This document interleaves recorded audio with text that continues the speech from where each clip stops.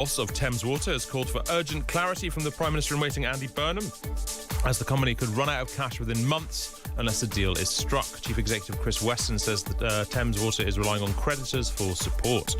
Iran says that more than 30 Iranians have been killed and 260 injured in recent American strikes. Donald Trump has threatened to bomb bridges and power plants next week. Argentina's vice president has labelled England usurping pirates and invaders ahead of the World Cup semi-final tonight. He's called on the national team to reclaim what is ours. There could be a direct train from London to Cologne after a new operator vowed to take on Eurostar for use of the Channel Tunnel. Gemini Trains wants to run several services to Paris and expand to Frankfurt and Dusseldorf as well. We'll have a full news roundup at 1 p.m. But now, live on Times Radio and on the Times YouTube channels, it's time for this. PMQs, Unpacked on Times Radio. Unpacking the politics and cutting through the crossfire. And I'm joined as ever by Patrick Maguire. Hello, Patrick. Good afternoon, Hugo. How are you? Great, gripped by patriotic fervour. You're not dressed in black in mourning for Keir Starmer's last PMQs? I can't see you. Any armband there? No. You put on an armband, you look even more like Harry Kane than normal. Yeah. Tell you what happened to me in... I was watching the France game last night in the salubrious setting of O'Neill's on Wardour Street in Chinatown, just off Leicester Square, and a man asked me for a picture. Really?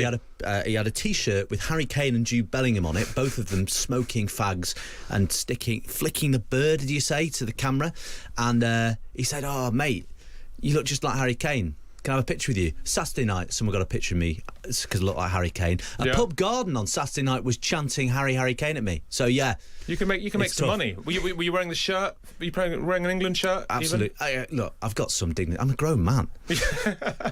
So's he. And we're also blessed with the presence of Lara Spirit. Hello, Lara. Hi, Hugo. How are you? How are you? You ever been confused with an English footballer? No, I haven't. But what a mad question. I do get apologise. a message the other day from someone that I'd met in DC, just completely out of the blue, hadn't spoken to the months, being like, "Okay, tell me if this is crazy, but doesn't Patrick Maguire look so like Harry Kane?" Really? Yeah. That's wow. And I was like, I'm afraid you're not the first person to suggest that. Did you always know this, or has it happened recently? Well, I used to, in 2018, at previous tournaments, I've got Fat Harry Kane. Right. My old boss, the New Statesman, Stephen Bush, used to say Harry Kane, the MLS years, which... you're not a football fan, so you're looking blankly at me. MLS is the Major League Soccer. Is this going to last long, Patrick? No. A single sentence. At the end of a player's career, when they want to make some money, but they're not very good anymore. It's been a bundle of laughs from the start, hasn't it, Patrick? His voice was so full of hope and optimism and life. Do you think he'll be demob happy, speaking freely? Will he be doing that whole thing of... Will he be basically like Nicole Kidman when she walked out of her lawyer's office after her divorce from Tom Cruise, just suddenly looking sensational and free? Well, he's definitely loosened up a bit in the last few weeks. What's that famous line? Nothing became in like the manner of his going. Yes, exactly. It's Macbeth, is it not? Yeah, the Scottish play. Thank you. The Scottish play. Sorry. Well, we're not in it, so we don't actually have to do that. Yeah, and I think he's loosened up. I mean, there's still a bit of there's quite a lot of bad feeling about how this has happened, but I think carrying himself with dignity and grace is important to Keir Starmer. Wants to be the bigger person, and he's going to the football on Sunday if England win tonight, so he's got a lot to look forward to. In the cabinet this morning, as you were discussing earlier, gave him a lovely gift of a clock. Some of them cried, some of them wept as David Lammy paid a fulsome tribute to the Prime Minister. They wept as they gave Keir Starmer a clock. Yeah, they wept. They're going to miss him that much. They wept, and he was really pleased with it. Who wept? Like Rachel Reeves wept, but anyone else weep? Well, I don't have a full list. Right, okay. I'm trying. I'm working on it. Lara, Kemi Badenoch today, presumably, deep down in there is an element of warmth she's capable of showing towards somebody, even if she doesn't like them politically. Do you think she'll manage to get herself into that mode? I think that's a good question. I mean, I think it's an outstanding question how Kemi Badenoch is going to approach an Andy Burnham premiership. She will, and other Conservatives around her, do feel very happy about what's happened, but also probably want a little bit longer before they would look forward to anything like an election. So, I mean, I don't know. Let's see. I think that she is probably likely to be as she's been in recent Prime Minister's questions. People around her think she's improved. I think we can all agree that that's definitely true in her delivery and performance of PMQs, but it is invariably combative. And I don't think that she will miss the opportunity to make a sort of, series of shots at Keir Starmer, despite it being his last outing. Amanda gets in touch and says, get on with it. Amanda, there's a lot of preamble. They're still asking their first question. We'll be on it as soon as we can. I'm sure it's coming up extremely shortly. Patrick, just before we go to the first question, because I think we've actually got it now. How would you kind of, like Keir Starmer, generally, the arc of his performance at PMQs, has he got better? Has he got worse? Has he stayed exactly the same as an unchanging brick? No, he's obviously he's better at it than he was, certainly. And you can't really compare the opposition thing, but he was pretty bad at it when he started in opposition. By the end, he'd got the hang of it. I mean, I think he's better than he was when he started, but this isn't his natural register. He was never going to be brilliant at it. He doesn't embarrass himself, but it's not his natural métier, is it? And which is interesting, right? I was watching Andy Burnham's Hillsborough speech last night, and the really striking difference between Andy Burnham and Keir Starmer is it's all in the delivery. Andy Burnham is able to extemporise a speech with occasional reference to an A5 page of handwritten notes, whereas Keir Starmer, Nigel Farage likes to say he watched Keir Starmer's first speech as Prime Minister and he looked down at the piece of paper in front of him about 162 times or something, right? So I think that's going to be a big difference. So Keir Starmer was never going to be amazing. I think Andy Burnham will be a more natural performer because that's his vibe. Let's get question one. Mr. Speaker, can I start by thanking the Prime Minister for the way he responded to the murder of Anne Widdecombe last week. This is the first opportunity I've had on the floor of the House to commemorate her life. A lot has been said about how she died. I want to focus on celebrating the life she lived. She was a woman of high principle, profound beliefs with a wicked sense of humour, a wonderful combination of being a serious person who did not take herself too seriously. She changed her faith from Anglican to Catholic and from the Conservative Party to the Brexit Party, but she always remained part of the Conservative family. You may not always have agreed with her, but Anne Widdecombe was a woman who said what she meant and meant what she said. Hers was an honesty that made our politics better. Her wit and forthrightness sat alongside a deep humanity and decency. She had wonderful turns of phrase. She said, we need less political correctness and more political courage. She said, if we deny our culture, become nothing and everything, that weakens us. And finally, Mr. Speaker, she also said, it is a truth universally unacknowledged at Westminster that there is life after politics. So with that in mind, I turn to this Prime Minister's final questions. Mr. Speaker, I wanted to make sure that I got the tone right today.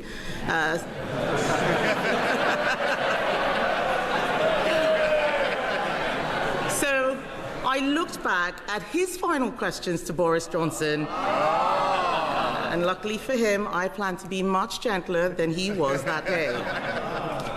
Week after week, the Prime Minister and I have clashed at this dispatch box and rarely agreed on anything.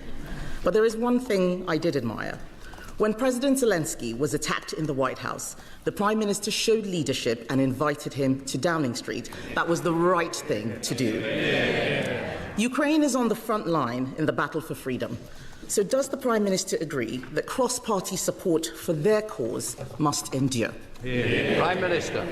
Can I start by joining her in a tribute to Anne Widdecombe?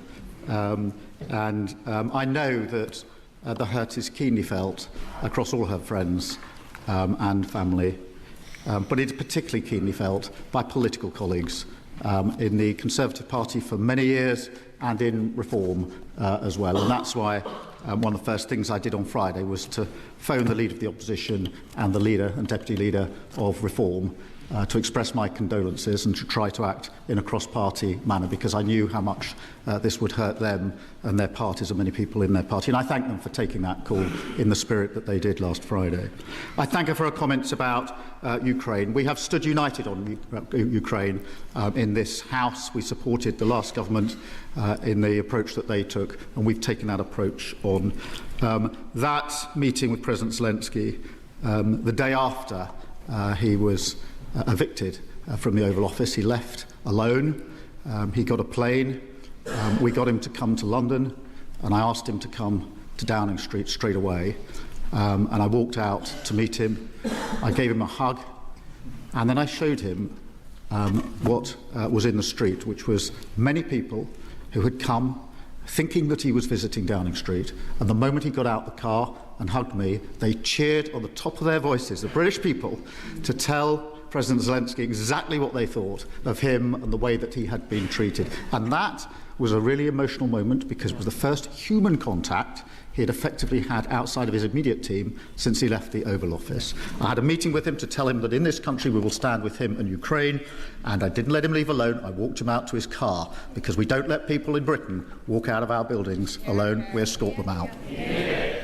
Lara, I would say that was a class act all round. Yeah, I was completely wrong when I said that maybe it will still be a very combative PMQs. Well, I mean, it's who only knows? it's only one question in. Yeah. But the first one was very gracious and generous, wasn't it? So I think pretty warm. I mean, these last PMQs do always have these moments. I think it depends who you are as to whether or not you actually enjoy the slightly more sentimental coming together, which never feels like it lasts especially long, or whether or not you think that actually it's not a massively genuine representation of British politics. I think it depends. I mean, I was really struck last week, Patrick, by how visibly and understandably shocked and upset Kemi Badenoch was speaking about Anne Widdecombe, who she presumably knew well. But times like this reminds you that although there's a lot of cross-party disagreement, although politically Anne Widdecombe in her time in the House will not have been popular with a lot of people on the opposite benches, and indeed made a point of not always being popular with people on her own benches. When something like this happens, even with an ex-MP, the attitude in the House of Commons is this is one of our own. Yeah, exactly. And they are all politicians at the end of the day, and they can connect on that basis regardless, can't they? You know, they're all feeling very wounded, traumatised, anxious by what this is reminding them about the life they've chosen, and the life they do in the name of public service. So, yeah, I was also struck when the camera panned back to Kemi Badenoch. She looked like she was on the brink of tears, and I'm not surprised. Yeah, well, look, let's crack on, because I'm told all these questions are coming in quite long, and we're 14 minutes already, and we've only had one. So let's get number two. Can I thank the Prime Minister for that answer? And no doubt he will be disappointed that he won't be emulating his hero, Harold Wilson, in winning multiple elections. However, we all hope that he may be about to emulate him in another way, by being the Prime Minister when England win the World Cup. That is something that every single one of us in this House should get behind, especially the SNP.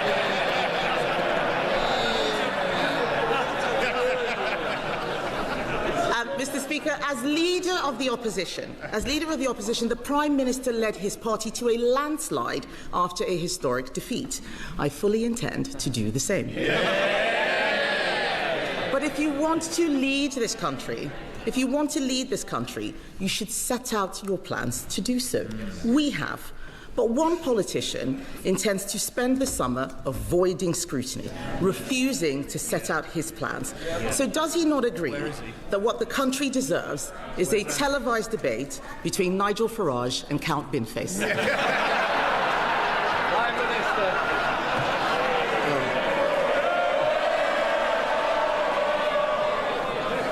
Well,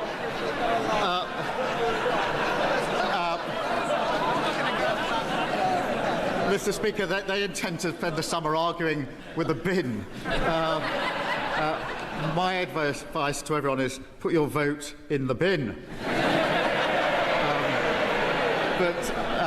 Mr. Speaker, can I just say that I'm delighted today that we are joined in the gallery by some of the people I've met across the country in opposition and in power. And these are the people in the gallery today who are in my mind's eye. People like Trevor and Lewis. They worked together at JLR for over 30 years, and I visited them just before we got the deal with America when tariffs were threatened, and I faced the entire workforce that day who were very, very concerned that they were going to lose their jobs because the tariffs would not be possible for JLR. When we went back, when we got the deal, I took the call from President Trump at JLR in Solihull so that they could hear the deal and they knew exactly what it would mean for them.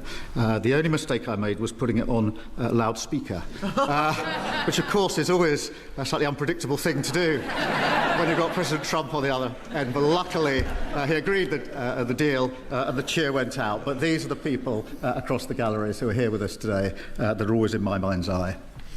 Patrick, an actual genuine laugh at a Kemi Badenoch question at PMQs doesn't happen very often, but it's just so incredibly Keir Starmer to respond by using the exact joke word for word that Rachel Reeves used last week, and not realise that he's speaking to a PMQs watching audience who are the people who will have already heard that joke word for word. It's come from the central banter typing pool at Labour HQ, I think, that arguing with a bin joke.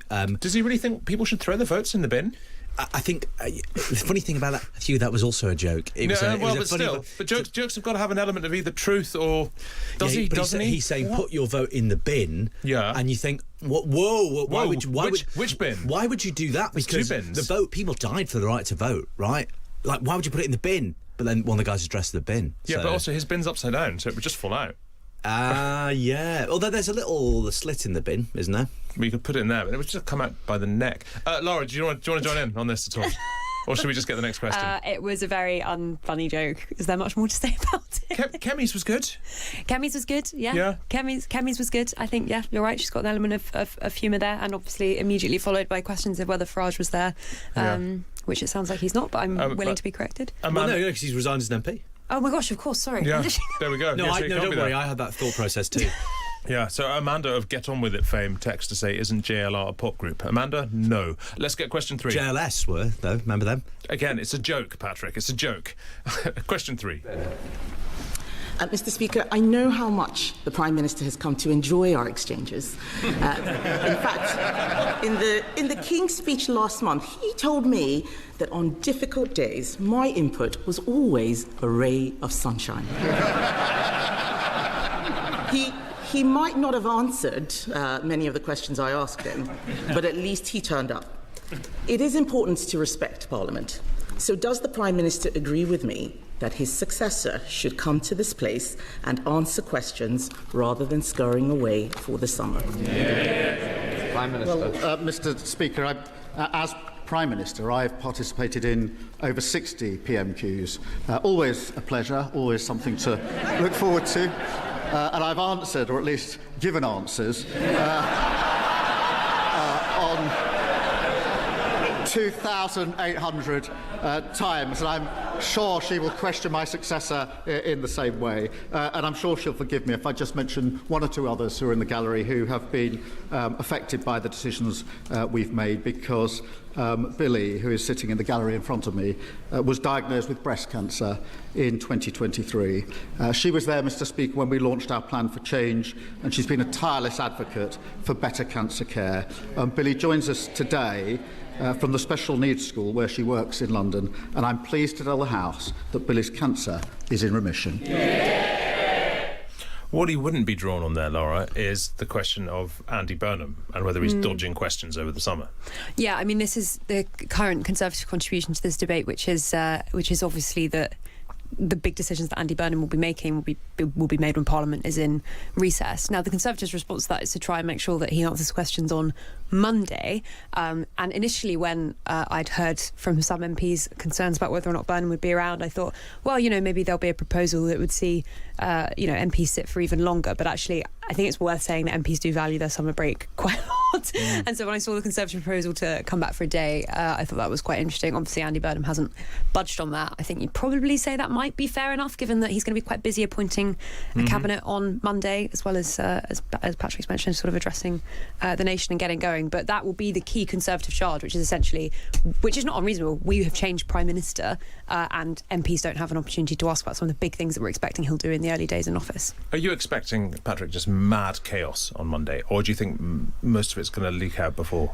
When you say mad chaos, no, I think we will be learning who Andy Burnham's cabinet is. But so will he, because I mean, look, we've all been around long enough to know that when you appoint a cabinet, your fantasy dream cabinet is never the one you end up with. There's always someone who won't move, who won't do the thing, who won't do that thing. Well, exactly. I mean, he does have a free hand to just whack the people he wants to whack. I mean, the big question, of course, is how graciously or with what level of enthusiasm does Ed Miliband accept a job that is not that of Chancellor of the Exchequer? I'd say that's the big variable. Keir Starmer learned to his cost, by the way. Ed Miliband is not an easy person to argue with. So let's see. But, we will be learning all of this from the, I'd say, quite orderly scene of people sashaying up Downing Street for their appointment with the Prime Minister. Well, so the people getting in touch, Elizabeth on YouTube says, Kemi being charming today, I like this incarnation, whereas Alexander on WhatsApp says, I don't know how to deal with this, but I'm finding myself quite enjoying the Leader of the Opposition this afternoon. There we go. Let's get a question for. Can I thank the Prime Minister for that answer and paying tribute to so many of the people who he has been able to help. In fact, I remember when I started this job, the Prime Minister was very helpful to me, saying that I wouldn't last the year. Life comes at you fast. He spent a long time laughing that I'd lost control of my party. I think he should have been paying attention to his backbenchers instead of mine. But everyone in politics would do well to remember how quickly political fortunes can change. I know that he has been asked and he's being diplomatic, but on that note, does he have any advice for his successor? Prime Minister. Mr. Speaker, I will give my wholehearted support to my successor. I want this Labour government to be a success. I want our country to be a success. I shall give my support privately if asked for, not publicly when not asked for. But, Mr. Speaker, I also, if I may, wanted to draw attention to Pooja, who's with us in the gallery today with her daughter. I first met Pooja in a cafe at the back of Euston Station, and she told me about her son Ronan, who was murdered when he was 16, having just done his GCSEs. I have to say, as a father of two teenagers, I found that very hard to hear. His killer, who was also a teenager, collected a ninja sword and a machete from his local post office. He bought them online using a parent's credit card, a fake name with no ID checks. And when I heard that, I said to Pooja that I would campaign with her to get the law changed and make a commitment and a promise to her. And that's why we passed Ronan's Law, driven by Pooja's inspirational campaigning. And today I'd just like the opportunity to thank her for that. Patrick, I've not heard a departing PM do this before. He's clearly got a person he wants to mention every question, someone who's sitting in the gallery, someone whose case, whose situation, whose assistance, whose help he wants to highlight. It's quite moving. It is, and it's quite a classy way, you would say, of responding to critics who say he leaves a pretty rubbish political legacy. Well, basically Keir Starmer is saying here, well, Westminster might condescendingly say I was a terrible Prime Minister, but look at all the people to whose lives I've made a profound difference. That's what he's saying. If you think it's that calculated. Well, no, I don't think it's not. Sorry, that makes it sound calculated, but no, clearly it matters. This means, if anything, probably means more to him than the barracking and moaning of Labour MPs. Obviously, he'd rather be Prime Minister so he could continue helping people like Pooja and Trevor and the others he's mentioned. But I think that's for him. That'll be his real legacy. If you read, say, Tom Baldwin's book, this is the on Keir Starmer. This is the sort of stuff means most to Keir Starmer. The feeling that he is helping real people.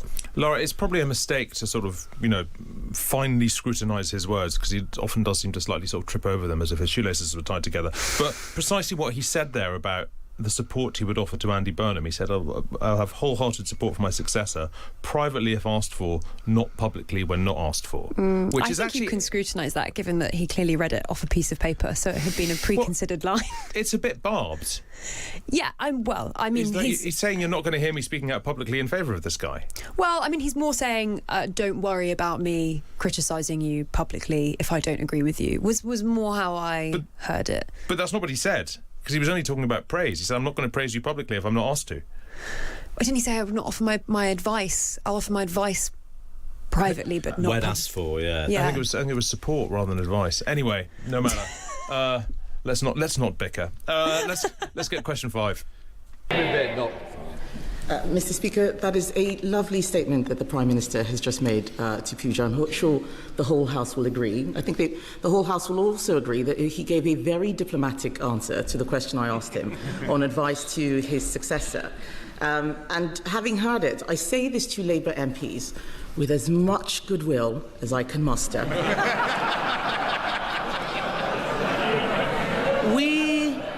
We have been where you are. Changing Prime Minister is not a silver bullet. Indeed, it may be that the Labour Party's troubles are only just beginning.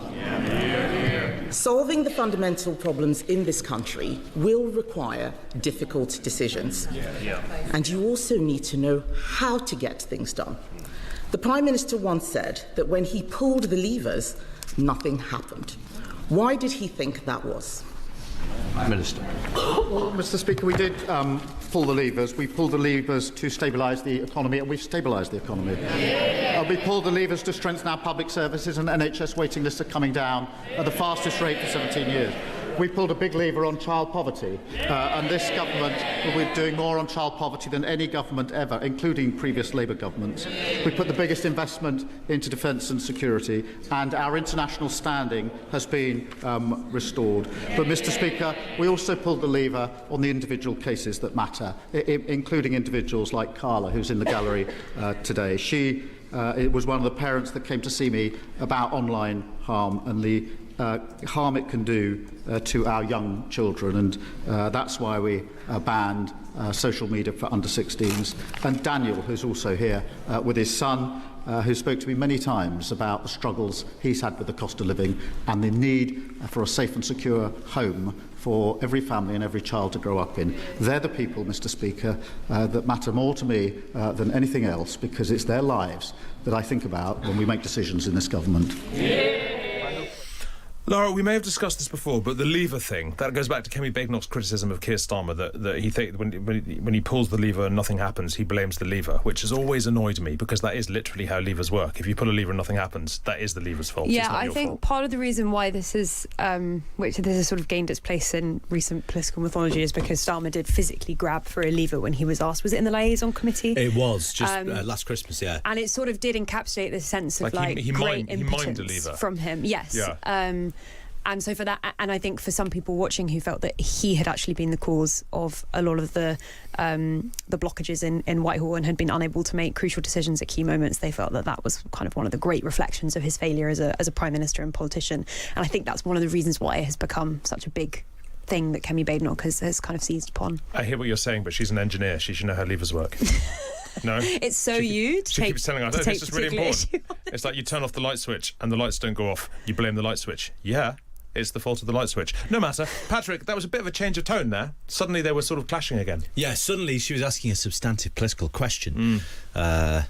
She really hoodwinked us all with this new nice Kemi persona she's got going on. She raised an interesting question. She's not going to get an answer. Yeah. Not from Keir Starmer. It's not for him to say. Not today of all days. Yeah, not today of all days, Hugo. No. Yeah. Question 6, if you please. Thank you, Mr. Speaker.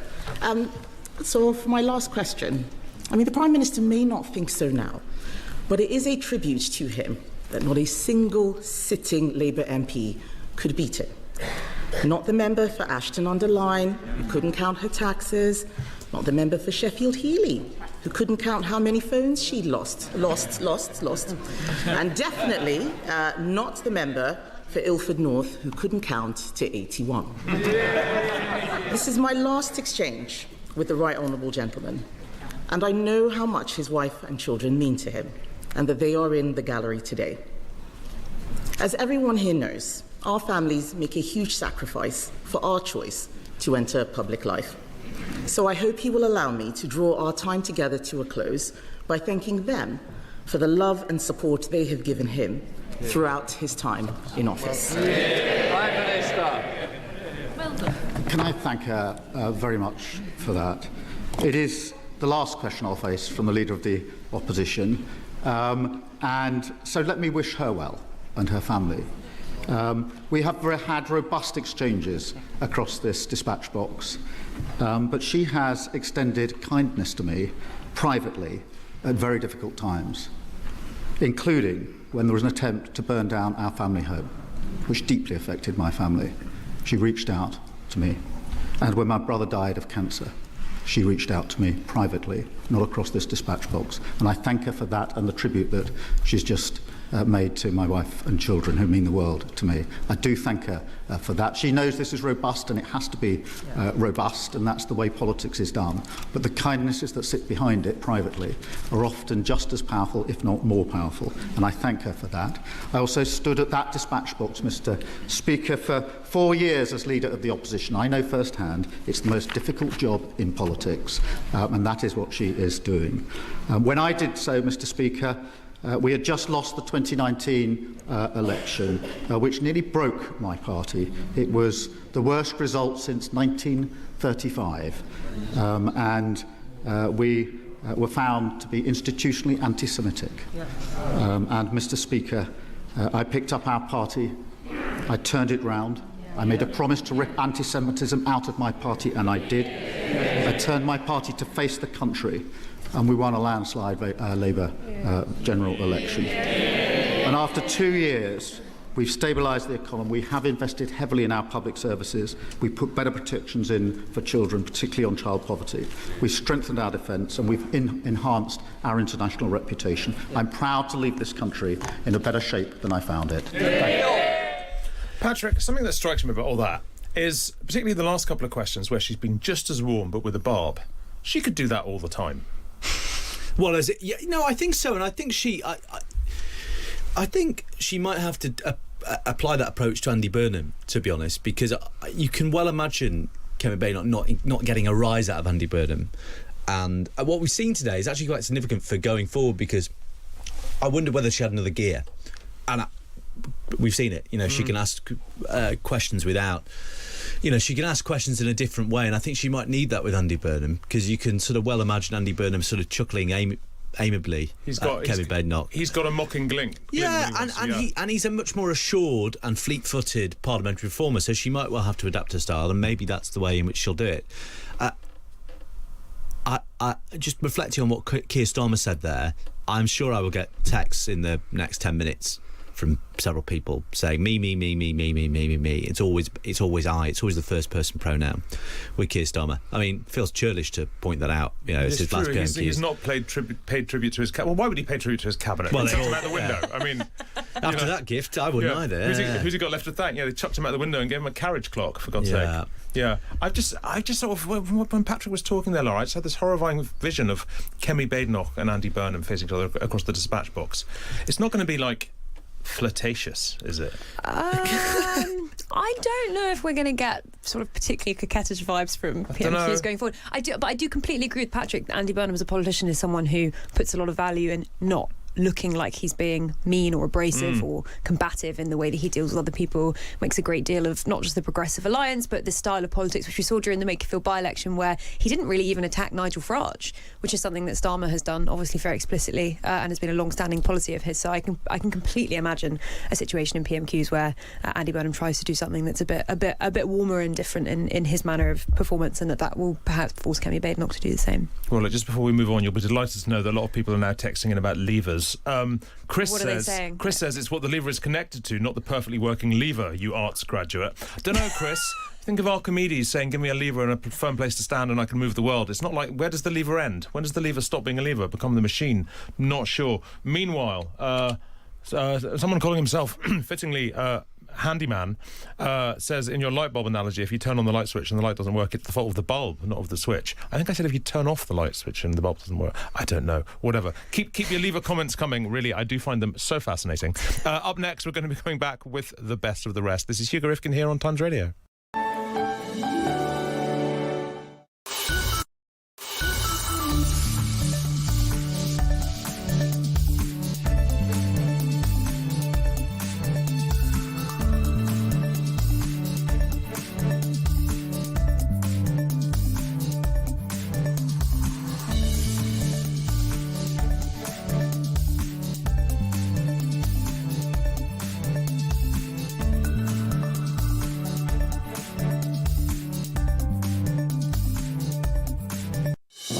Hugo Rifkind on Times Radio.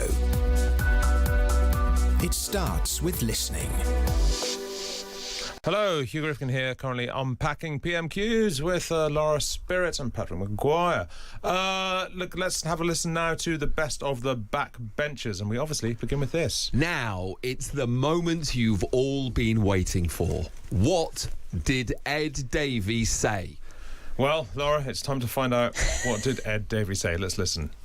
Can I join the whole nation, and hopefully every nation, in wishing England well against Argentina tonight? Yeah. After their superb win against Norway, and it's the last job of the Prime Minister to make sure we win the World Cup. But can I also pick up on a remark from the Leader of the Opposition about the by-election we're about to see in Clacton? I have to tell her I cannot back joke figures with ridiculous policies, which is why I'm supporting Count Binface.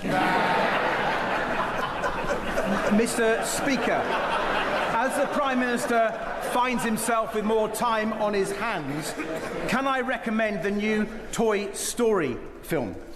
For those of you who don't know Toy Story, its main character used to be in law enforcement, but was mainly known for being a little wooden, but was replaced by a shiny new action figure from far away who thinks he can fly.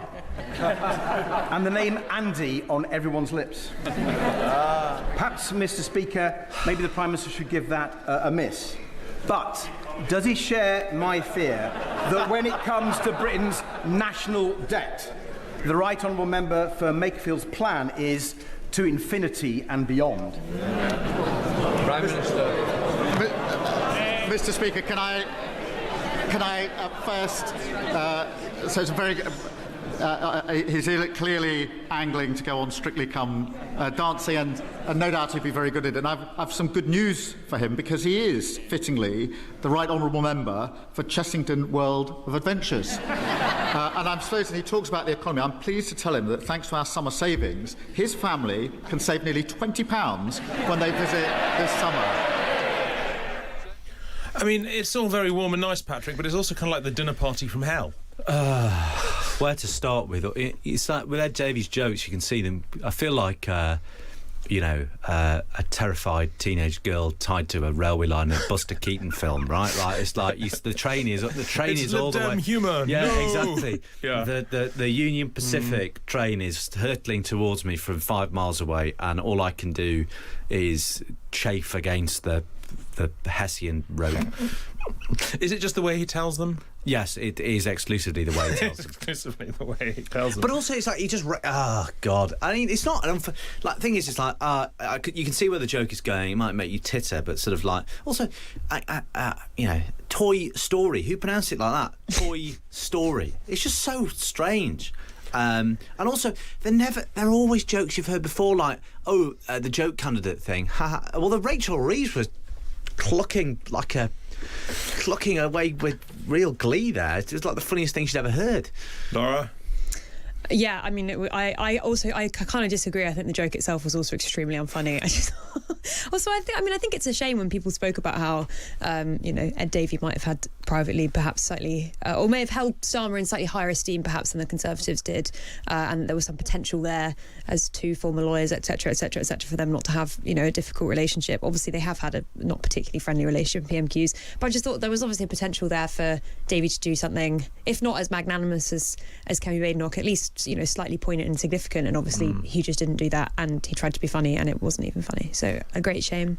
Quick lever update. Brian from Glasgow texts in and says you can blame everything on levers, all 52% of them. Nice, Brian, like it. Meanwhile, Chris has texted me about fulcrums. Let it go, man. Let's get our next question. This one is from the Labour MP and welfare rebel Rachel Maskell. Speaker, before coming to this House, the Prime Minister and I attended the launch of my uncle's book. It was entitled Fine Lines and Distinctions, and clearly sometimes we've had those differences, but I genuinely wish him and his family well for the future. But before he places his pen down, I understand there's a tradition to leave a note for your successor, and in wishing all honourable members the very best of summers, I ask that he asked his successor, the Right Honourable Member for Makerfield, to enact my legislation to licence short-term holiday lets and ensure that we can protect our communities from family houses turning into party houses in our residential areas, and ensuring we keep those housing costs down. Prime Minister. I'm not sure about notes for success. I think we left one in 2010, which didn't work too well. Mr. Speaker, I'm sure that my successor will look at our private members' bill, and I'm proud to have overseen the biggest boost to renters' rights in a generation. We kick-started the biggest boost to social and affordable house building, and wherever people live, they deserve a safe, secure home that they can call their own. Richard Time. Yeah, I wasn't so interested in that question, but I am quite interested in Rachel Maskell. Do either of you want to explain to us the significance of Rachel Maskell? Because she's a sort of she's a serial rebel, right? Yeah, and she had the whip withdrawn at one point in this short-lived premiership. She's a persistent welfare rebel, called for Keir Starmer to resign quite early. Although, funny story, well, it's not actually a funny story, or even a story. I mean, relative to what we've heard over the last 5 minutes, it's probably quite funny. My only ever extended interview with Keir Starmer came in March 2020. And then shortly afterwards the world shut down because it was such an implausible scenario, and I saw him in York where he spoke at an event hosted by one Rachel Maskell, and would any of the three of us now have suspected we'd all be here at the end of it? You're right, it's not a funny story. Lara, holiday lets, your views? I would just say about that it was an amusing turn of phrase to hear Starmer say that he'd kick-started a boost, which is essentially admitting that you just haven't built any new homes. So you've kick-started something that may well become something in the future is not necessarily what you would consider to have been a success when you think back to the interviews that Starmer gave before becoming Labour leader about the hundreds and hundreds of thousands of new homes that he would be building. Well, look, hasn't quite happened. Patrick, I'm aware that you have to leave imminently to run off and do whatever it is you do when you're not sitting here. I've never really quite figured it out. But our next question is from Reform UK's Danny Kruger. Do you want to hang around for that one? Absolutely. Why not? Well, let's have a listen. Thank you, Mr. Speaker. Can I thank the Prime Minister for his service? He's a good man, and I wish him very well for the future. But, Mr. Speaker, politics is not a joke. And every other party in this House, except Reform, has put forward as their candidate in the Clapton by-election a comedian with a dustbin on his head. Mr. Speaker, it might be, if they would listen, it might be that a man with his head full of rubbish is a fitting representative of the mainstream parties in this House. But the Prime Minister, I think the Prime Minister did endorse the bin man. But could he clarify that? If he won't put up a Labour candidate in Clapton, who does he actually want to win? Mr. Speaker, I know that Reform believe in recycling politicians.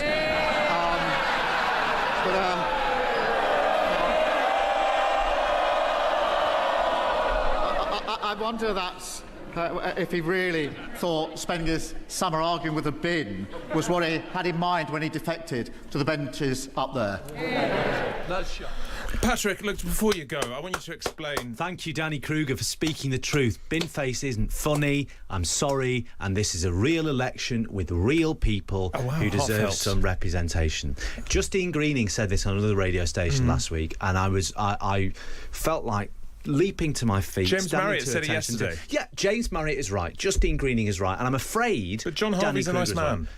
Right. John Harvey, I've only met him briefly. Nice guy in my experience, but I don't find the character funny, and I don't think this is funny. More importantly, if you have a bin on your head, is your head full of rubbish? I don't think so. I think it's just surrounded by rubbish. Ooh. No, but the head is the bin. The head is the bin? Yeah, sure. Well, can we get some... I'm sure the Binface press office won't now respond to my calls, but... The face is the bin. Yeah, no, but hang on. But is it like a tortoise, right? Because you think, what's inside a tortoise's shell? Yeah. But the shell is the shell is the body, right? Right. You can't pull a tortoise out of its shell. Like, there's no naked tortoise. Sorry, you do know it's just a man with a bin on his head. He's not actually. I know, but obviously now. You know what? Do you know what's on the Times letters page? It says something like Count Binface Sigma 9. That's not a real address. So if we're all going to indulge this idea that Binface is real and he's actually from outer space, well, I said Count Binface, prospective parliamentary candidate Sigma 9. Next one is Andy Simpson, Middlesbrough. Can we not say W1C or wherever he actually read? You know what I mean? Like, if we're all going to pretend Binface is real and all of this stuff, okay, let's indulge it. Like, where's the brain? Like, is it actually like is the bin his head, or is there an alien head underneath it? Get right? out. Okay, right. Thank you, Patrick Maguire. Thank Lara, you. Your face was doing quite a lot of stuff during that tirade, and I was trying to follow what your thoughts were. I was listening admiringly. Was that what it was? Patrick's shaking his head on the way out. On a more serious note, that the intervention from Kruger was, I think, quite interesting, because in recent days there have been whispers that perhaps some people in the reform fold, perhaps Danny Kruger, might not be as approving of what we've seen in recent weeks from Nigel Farage as perhaps some of the others. Do you mean the money, or do you mean Clacton? Both. Just right. This sense of, does it present reformers looking like a less professional outfit, and the kind of inference that perhaps there'd be people like Danny Kruger who may not be as impressed by that. I think what he has done there is shown them that he is kind of four square behind Nigel Farage at this time, and they have sort of vanquished any possible whispers or rumours to that effect that, of course, we should say have not been fully substantiated anyway. So clearly he is behind him. And I mean, I don't know, on this question, which is obviously, the chief charge that the Reform are making, which is you are insulting the democratic process by essentially endorsing a bin in this election. And actually, the people of Clacton who perhaps don't like Farage need to have somebody to vote for who is a serious contender. I think you do just need to look at the polling on this, which does suggest that actually, and we had some in the Sunday Times over the weekend, which does suggest that actually largely voters do think that he's called this by-election to ward off questions about his finances and other things, rather than because, he wants to have a kind of people versus the establishment, or give them the chance to determine this, etc. So I think it's obviously a very knotty political one, but I think it was a strong intervention from Kruger insofar as he will have known before today that there will have been a number of jokes about Count Binface because of the tedium of the Commons, and it was, I think, important that the person who is seen in Reform as one of the big thinkers, right, he's doing the preparation for government, he's seen as the kind of, academic, one of the academic ones, more academic ones perhaps, that he's coming out and saying, with the context that we've seen in recent weeks, you're all ridiculous, you need to take this all a lot more seriously, and actually we at Reform are rising above this. I think people in Reform will think that was a strong intervention from him. Meanwhile, lots of texts coming in about whether if Binface's face is the bin, what the back of his head is made of, but God, that's even weirder than leaders. Please, can we stop talking about Binface? Look, the final question, Keir Starmer's final question at PMQs we have now. This is from the Labour MP Carolyn Harris. She's Keir Starmer's former PPS and was co-chair of his leadership campaign. Oh, I can do this. Can I thank my right honourable and very dear friend for everything he's given to our party and our country. There were few who believed we could make the changes needed to bring in a Labour government after the general election of 2019 when he became leader. But today, because of his service and his leadership, children are growing up in a fairer Britain.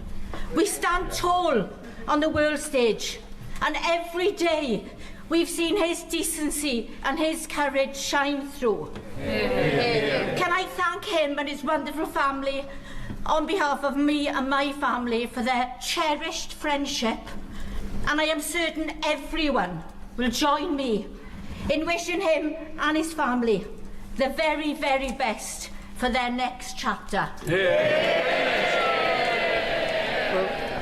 Can I thank my honourable friend for her question, for her support and friendship, to me, to Vic and to the kids. Whatever the challenge, she has always been there for us, particularly Vic and the kids, and I really thank her for that. Mr. Speaker, this will be my last answer from this dispatch box. Every Prime Minister knows when they take up the torch that the day will come when they have to pass it on. That day has come for me. This is the end of my political journey. In 6 years, went from historic defeat in 2019 to historic victory in 2024. And in 2 years in government, I leave the country in better shape than I found it. I am proud of everything that we have achieved. Mr. Speaker, can I just take time to say to you, Mr. Speaker, and all those who work for the House and in our constituency offices, thank you for all your hard work. To our civil service, thank you also for all your hard work. To my political team, many of them here today, who came on this journey with me, thank you so much for everything you have done and being prepared to walk through fire for me. To my colleagues on these benches, I am proud of all we have achieved together and proud of each and every one of you. To my successor and each of you, I will give my full support. To all colleagues across the House, can I wish you good health and happiness. To all those in the gallery whose lives have been changed or improved by this Labour government, and all across the country who struggle to be seen or heard, you're the reason I came into politics. To my wife and children, I love you. Goodbye.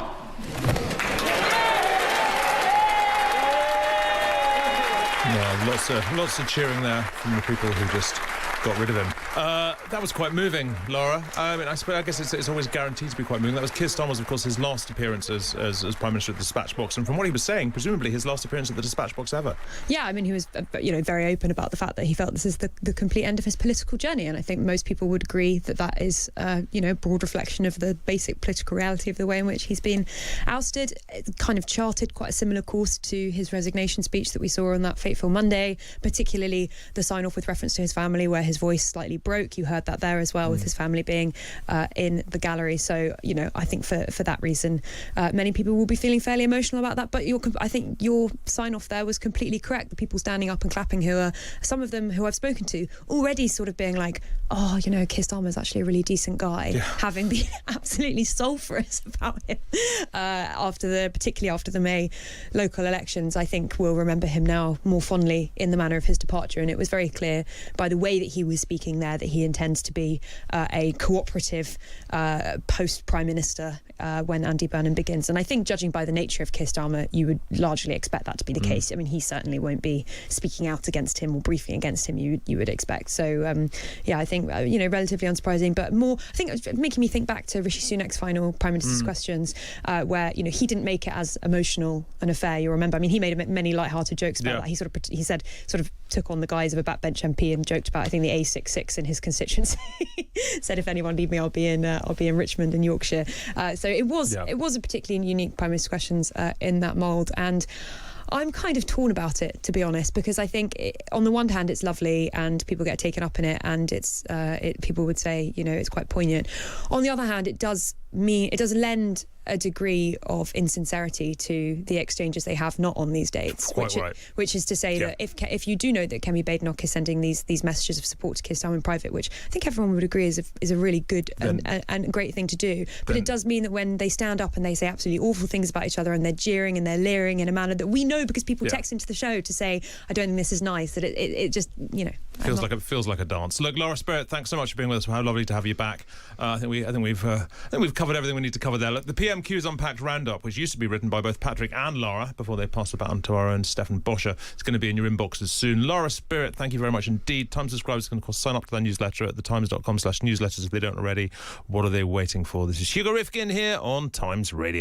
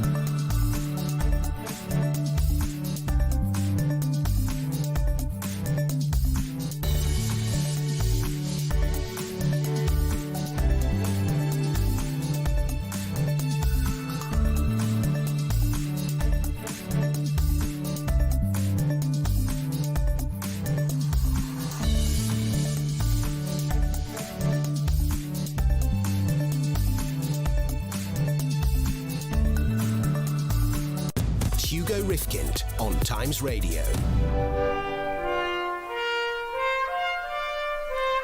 Hello, hello. It is time for our daily quiz. Can you get to number 10? And we've already lost one Prime Minister today. Let's see if we can lose another. 10 questions to 10 jobs in my cabinet. The more you get right, the further you go up our greasy pole. Get all the way to number 10. You become the next Prime Minister. We'll send you a DAB radio as well. Currently in the top spot is Stephen in East Sussex. Let's find out who's playing today, who's on the line. Hello. Hello. Hello, it's Dan from Finchley. What do you do in Finchley, Dan? I sort of, I'm a consultant. That'll do. Look, Dan, I'm going to rush you a bit because we haven't got a lot of time, thanks to Keir Starmer going on and on and on. You've got your Larry the Cat lifeline. He can help you if you get stuck. Let's play Can You Get number 10? Right. Dan, for Minister Without Portfolio, complete this well-known phrase. Leave no stone what? Unturned. Yes. For culture, media and sport, in the musical Evita, Eva Peron asks which nation not to cry for her. Oh, topical. Argentina. Quite right. For environment, food and rural affairs, which insect goes after honey and before wax? Bees. Quite right. For Transport Secretary, what type of vehicle is a juggernaut? Well, a juggernaut is a sort of large articulated lorry. Yep, I'll take it. Laurie, absolutely. Education Secretary, bibliophobia is the fear of what? Bibliophobia. Bibliophobia. Oh, let's get Larry involved. Larry says it's either a fear of books or a fear of bibs. Let's go books. It is books. Well done. For Business Secretary, what was the chocolate bar Snickers originally called? Marathon. Yep. For Home Secretary, Walk Upon England's Mountain Green is the second line of which rousing song and or poem? Oh, there's absolutely no chance I'm getting this. Walk Upon England's Mountains Green. I'm not going to sing it for you. Oh, I just don't know. Rule Britannia. Wrong. It's Jerusalem, Dan. Of course it was. Did those feet in ancient times walk upon England's mountains green? No, sorry. No, well, no matter. Look, your business secretary, that's pretty good. And in fact, frankly, it's helpful because the show's over. So God knows what would have happened. We'd have had to crash the news. Glad to be of assistance. Thanks for being with us, Dan. No time. Can you tell me very quickly what your first policy is going to be as business secretary? Oh, please define what Manchesterism is, please. That would be a good policy. Works for me. Welcome to the Cabinet. Good to have you. On tomorrow's show, the How to Win Election team are going to be back. We're going to look at how Andy Burnham introduces himself to the nation. Joe Coburn is on next for the Times at 1. Today's producer was Lewis. Ryan was pushing the buttons. I'll see you tomorrow.